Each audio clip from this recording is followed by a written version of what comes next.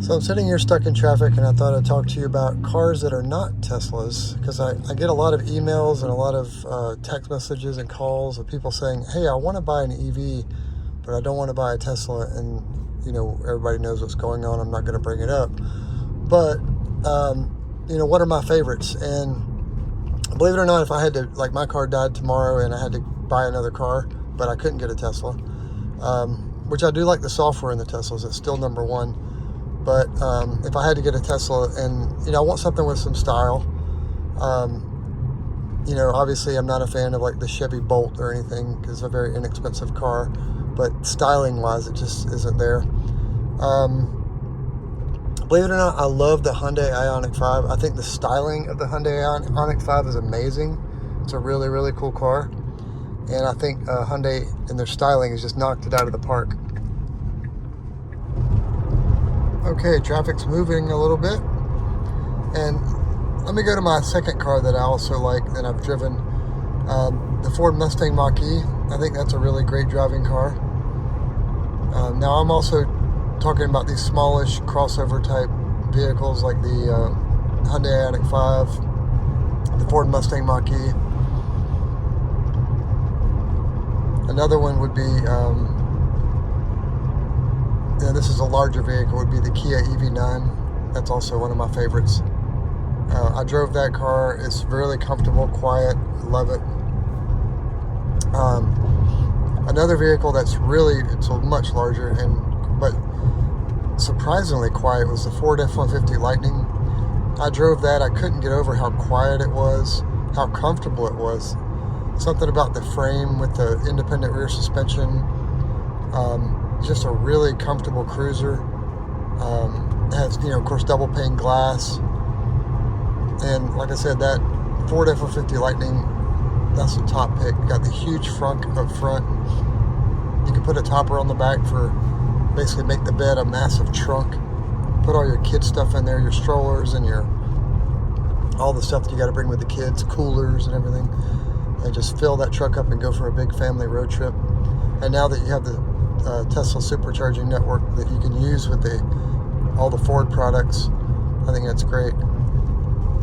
I'm not sure if the Kia products have gotten the adapters to work with the supercharger network, but I have seen a lot of F-150 Lightnings and Mach-E's at the superchargers.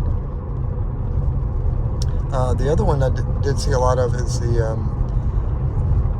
I'm starting to see a lot of the Rivians at the superchargers. Now Rivians you can get down to like the $48,000, $50,000 mark, but Rivians have really good software. They're a little bit insane to fix if something ever goes wrong with them, like fender bender, but the Rivians are so cool because they're an EV that can go off-road and legitimately go off-road, whereas something like a Tesla Model X or a Cadillac Lyriq is not really an SUV that can go off-road. But a Rivian is definitely something that can go off-road. See, another vehicle that would be great for a non-Tesla vehicle. Oh, I'm not even going to mention the Toyota Subaru products because of their low range. I'm a little scared of the Germans, although there's some really good deals on the BMW i4s. I've just sat in the i4s. I haven't driven them. But the BMW iX I did drive, I really liked.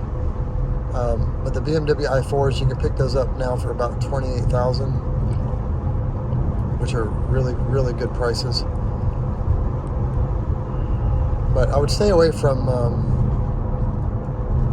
I don't know, as much as I love the look of the Taycan, the repair costs would really scare me. They have $50,000 batteries. Their software is it's a little glitchy.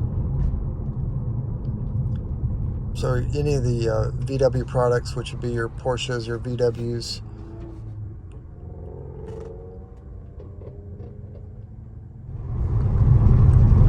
so I actually want to bring up this list here of the cheapest EVs to insure, and circling back around to the Solterra and the BZ4X.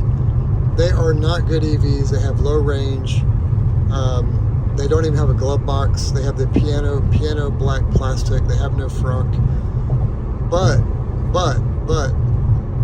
if you look at the price of those cars now, after some depreciation is set in, I mean, you're talking $18,000. I mean, some really insane depreciation on these cars. I think you could pick them up in the 20s all day. I've seen a few for $18,000. Those are really good deals.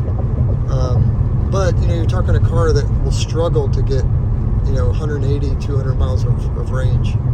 Now, if that's all your commute is, I'd say go for it. But remember, they haven't even, I don't think they've been admitted to the Tesla Supercharger network. So I'm sure they'll get it eventually, but just know that you're going to have to depend on Electrify America and Blink and all the other chargers. Another one would be the Chevy Equinox EV. Now, depreciation-wise, you can't really get those cheap, but if you look on that list, they are cheap to insure, which is pretty neat. And really on that list, I was shocked that the F-150 Lightning was on that list. I mean, that is a really compelling vehicle, because, you know, you get electric, so you don't have the gas. You know, it's big, it's comfortable, it's got a massive back seat, a huge front trunk, just a, you know, 320 miles of range, which really means 290 miles of range, but just a really, really good vehicle. I'm really impressed with the F-150 Lightning. I have two friends that have them, and they love them. They just rave about them all the time. I have one friend, she goes to North Carolina, which is 500 miles each way, and she does a trip in that F-150 Lightning, like every month. She does a 1,000-mile road trip, which is amazing. I get my other friend has 3 boys, so he and his wife, that's 5 people in that vehicle, all their stuff, and they travel around the state. You know, it's great. But yeah, I'd have to say on the cheapest to insure list, I would pick the F-150 Lightning and then the Chevy Equinox EV. I would stay away from the Leaf and the Nero. Those are kind of, you know, compliance cars. The Leaf has an air-cooled battery. Please never ever buy a Nissan Leaf. Air-cooled batteries are like, I think Nissan Leaf is like the only one left that has a air-cooled battery, which is crazy. You want a battery with a radiator on it. But anyway, these are some of my ideas for cars that aren't Teslas, that are, you know, relatively affordable, cheap to insure. And by the way, you can pick up an F-150 Lightning now in the under $40,000 range, which is pretty crazy for such a big vehicle. And by the way, they do 0 to 60 in like 4.2 seconds or something. It's incredible. Heck, that might be my next vehicle. I don't know. They're just so massive. They're hard to even park in your garage, you know. But they are really cool vehicles. And I think they get like, hang on, I'll flash the MPG up on the screen. But they might even be more efficient than this old Tesla Model S. But anyway, have a great day. And if you guys have any questions about any EVs now, I'm getting a lot of questions about, you know, I want to get one, but I don't want a Tesla. So feel free to ask and put it in the comments below. Thanks. Be safe out there. Welcome to Bryce's channel on YouTube. Thank you for watching.